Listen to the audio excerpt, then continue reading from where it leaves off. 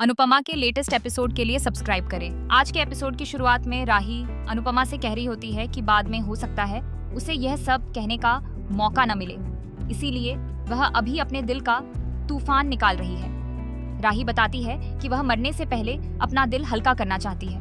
अनुपमा राही पर गुस्सा करती है कि वह ऐसी मरने वाली बातें न करे। अनुपमा राही से कहती है कि उसकी माँ अभी जिंदा है और वह उसे कुछ नहीं होने दे सकती। अनुपमा राही से कहती है कि अगर उसे मदद नहीं करनी तो मत कर, लेकिन मुझे कोशिश करने दे।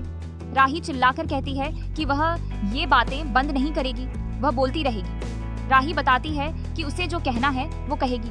राही अनुपमा से कहती है कि अनुपमा ने उसे एक दो बार नहीं बल्कि हर बार दुखी किया है और उसका मन तोड़ा है। अनुपमा पत्थर से दीवार तोड़ने की कोशिश करती है। राही अनुपमा पर ताना मारती रहती है कि उसने बचपन से लेकर आज तक उसे सिर्फ रुलाया है। राही अनुपमा को पुरानी बातें याद दिलाती है कि वह अनुपमा की वजह से स्कूल में भाग नहीं ले पाई थी। अनुपमा राही से कहती है कि वह इस समय ये बातें क्यों लेकर बैठी है। अनुपमा राही को बताती है कि बारिश तेज हो रही है, हमें जल्दी यहाँ से निकलना है। राही चिल्लाती है और कहती है कि उसे छोड़ दे और चली जाए। राही अनुपमा से कहती है कि बचपन में उसे कुछ नहीं चाहिए था, सिर्फ माँ का प्यार चाहिए था, तब भी आप उसे छोड़कर चली गई थी। राही भावुक हो जाती है और कहती है कि मुझसे ज्यादा अनुपमा के लिए शाह परिवार जरूरी था।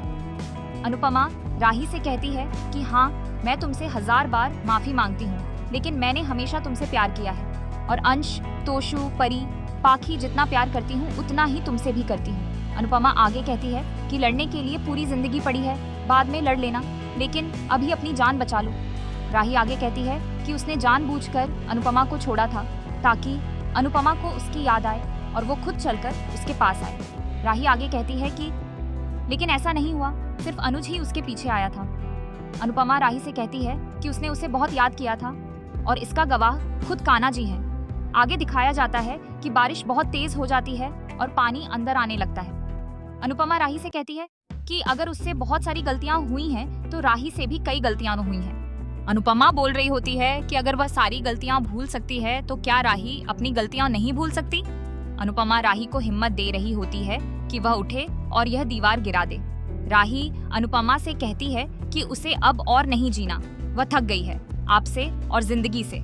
अनुपमा राही को कहती है कि वह अनुज की बेटी है और बहुत मजबूत है। राही अनुज का नाम सुनकर हिम्मत करती है और पत्थर हटाने की कोशिश करती है। अनुपमा राही की हिम्मत बढ़ा रही होती है कि उसे जीना होगा अपने लिए, अपने अपनों के लिए और अपने पापा के लिए। अनुपमा आगे कहती है कि राही को दुनिया को दिखाना होगा कि वह हार नहीं मानती। आखिरकार राही पत्थर उठा लेती है। अनुपमा खुश हो जाती है और उसे शाबाश कहती है। राही उठकर दीवार के पास आती है। अनुपमा राही से कहती है कि वह यहाँ से धक्का मारेगी और तुम वहाँ से खींचना। दोनों मिलकर दीवार गिरा देती हैं। दूसरी तरफ दिखाया जाता है कि मोटी बा बोल रही होती है कि वह पिछले आधे घंटे से बोल रही है, पर कोई उसकी बात समझ नहीं रहा। मोटी बा कहती है कि हमने गौतम जी को कंपनी से निकाल दिया और उनके पैसे भी वापस नहीं किए, इसीलिए गौतम के पापा हम पर केस करना चाहते हैं। मोटी बा आगे बताती है कि जब गौतम जी ने अपने पापा को रोका तो उन्होंने गौतम को घर से निकाल दिया। मोटी बा कहती है कि गौतम जी ने हमारे लिए नुकसान झेल लिया, लेकिन हम पर आंच नहीं आने दी। पराग बोलता है कि वाह, क्या कहानी बनाई है इसने। पराग गौतम से कहता है कि उसे राइटर बन जाना चाहिए। प्रेम पराग से कहता है कि पापा, ये राइटर तो क्या एक्टर भी बन सकता है।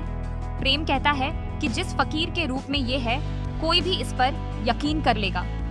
अनिल कहता है कि कोई भी कर लेगा, लेकिन हम नहीं करेंगे। गौतम कहता है कि कोई इस पर यकीन न करे और सब उससे नफरत करे क्योंकि वही इसके लायक है। गौतम आगे कहता है कि उसने जो किया है किसी पर कोई एहसान नहीं किया। प्रेम गौतम पर गुस्सा करता है और कहता है बंद करो ये ड्रामा। प्रेम गौतम से कहता है कि तुझे अहमदाबाद में सिर्फ वही मंदिर मिला था जहां हम सब पूजा करने जाते हैं। पराग गौतम से कहता है कि हमारे साथ जो दिखावा करना था कर लिया। मोटी बा कहती है कि वह दिखावा नहीं कर रहा, उसने कंफर्म किया है कि गौतम जो कह रहा है वह सच है। इनके पापा ने इनके सारे रिश्ते तोड़ दिए हैं। पराग कहता है कि इससे पता चलता है कि इसके पापा कितने समझदार हैं और हमें भी यही करना चाहिए। मोटी बा कहती है कि गौतम जी ने हम पर एहसान किया है। पराग ताना मारते हुए गौतम को धन्यवाद कहता है। अंश बोलता है कि इस घटिया इंसान को तभी मोटी बा अंश को रोकती है और कहती है कि गौतम जी के बारे में तुम कुछ मत बोलो, ये हमारे परिवार का मामला है। मोटी बा आगे कहती है कि गौतम जी अब यहीं रहेंगे, अगर तुम्हें दिक्कत है तो तुम जा सकते हो।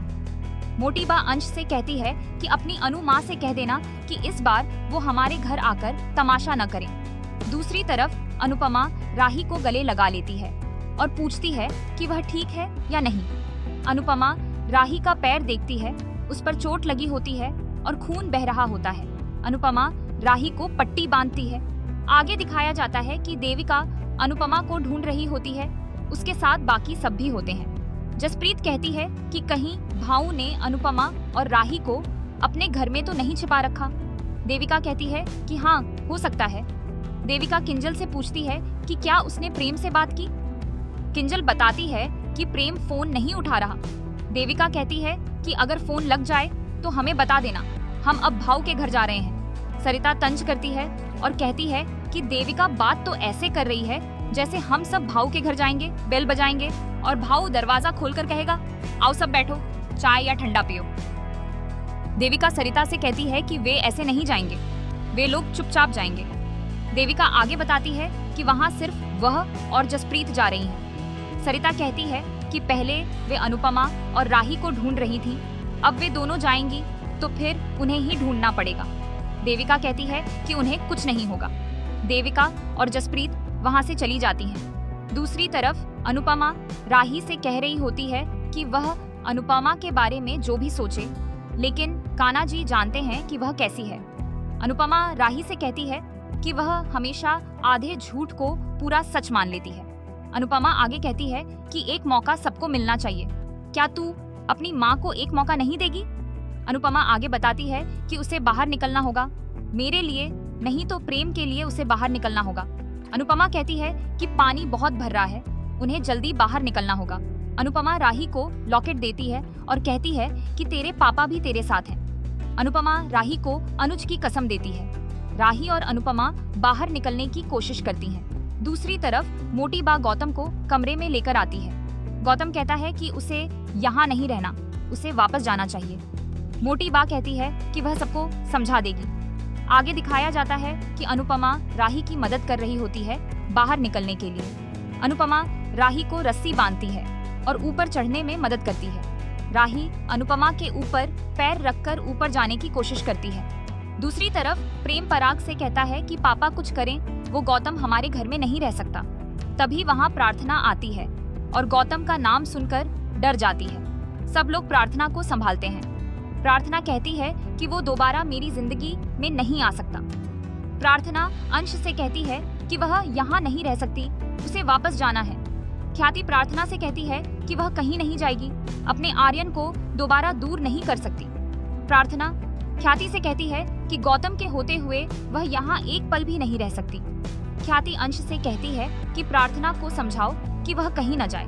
अंश ख्याति से कहता है ठीक है, वे दोनों यहीं रुकेंगे।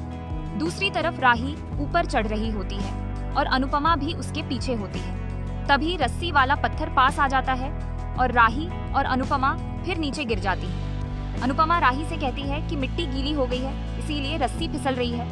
अनुपमा राही से कहती है कि उसने रस्सी पत्थर पर बांध रखी थी। राही फिर से ऊपर चढ़ती है और अनुपमा से पूछती है कि वह रुकी क्यों है। अनुपमा राही से कहती है कि तू ऊपर जा, मैं पीछे आ रही हूँ। और यहीं आज का एपिसोड खत्म होता है। अगले एपिसोड में राही ऊपर पहुंच जाती है, लेकिन रस्सी वाला पत्थर गिर जाता है और अनुपमा अंदर फंस जाती है। राही कान्हा जी को याद करके पत्थर उठाने की कोशिश करती है, तभी वहां कोई आता है। राही उसे देखकर हैरान रह जाती है। दोस्तों, अगर आपको हमारी ये वीडियो पसंद आई हो तो हमारे चैनल को लाइक, शेयर और सब्सक्राइब करें। धन्यवाद।